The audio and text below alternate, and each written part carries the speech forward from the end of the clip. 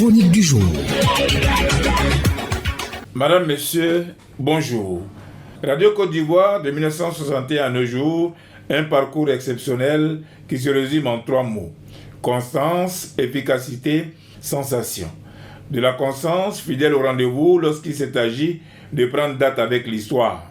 1961, 1962, 63, 64, au moment où la rivalité entre les différentes têtes de pont de notre football s'enracinait, les débats du championnat national ainsi que ceux relatifs aux 2 trophées, la Coupe nationale et la Coupe Félix Houphouët-Boigny, servaient de repères pour départager. Radio Côte d'Ivoire, assidue, toujours présente, relayait ses joutes et contribuait efficacement à entrevoir la chaleur, l'intensité autour du sport, autour du football.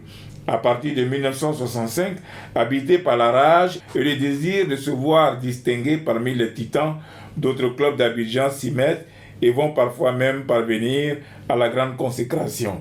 En décembre 1966, le stade d'Abidjan de Peter Théodore, de Guy Sissoko, de Denis Maurice transcende le continent et s'empare majestueusement de la marche la plus haute du podium continental.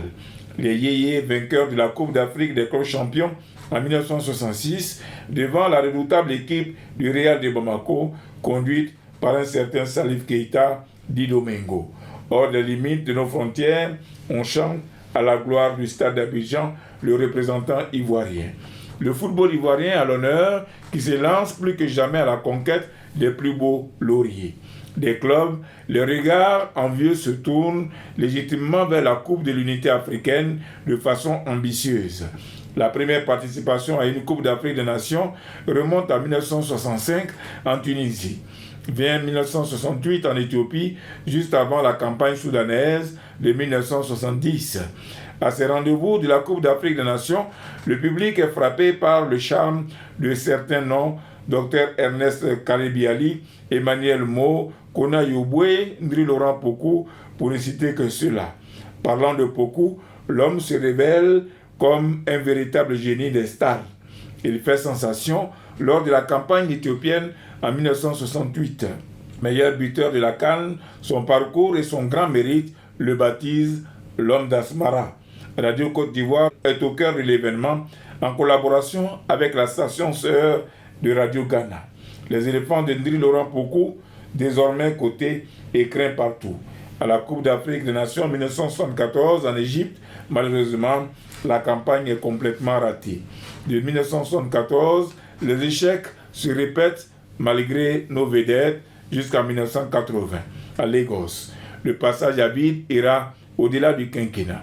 Le football ivoirien connaîtra une autre dimension en 1984 avec l'organisation de la 14e Coupe d'Afrique des Nations accordée au pays après le désistement du Malawi. Un parcours peu flatteur sur le terrain, mais une note satisfaisante au plan organisationnel et la promesse ainsi que l'engagement du président Félix Houphouët-Boigny de faire de l'équipe nationale plus que de simples éléphantos, de véritables éléphants. Le pari sera gagné 8 ans après à la Teranga, à la CAN Sénégal 92, où la Côte d'Ivoire gagnera son premier trophée continental des nations.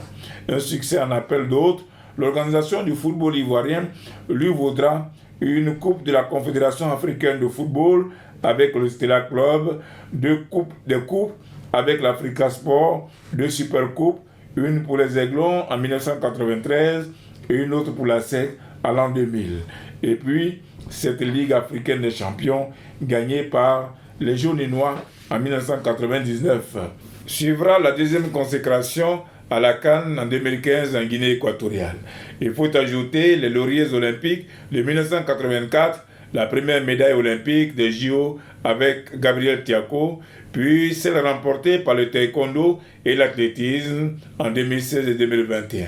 On n'oubliera pas les performances au basketball et au handball.